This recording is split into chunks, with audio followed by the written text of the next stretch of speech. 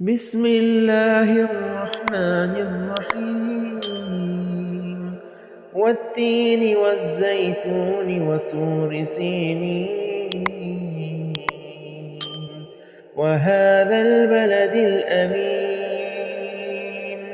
لقد خلقنا الإنسان في أحسن تقويم ثم رددناه أسفل سافلين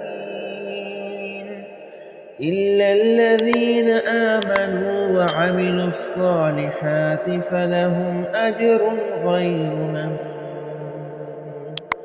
فما يكذبك بعد بالدين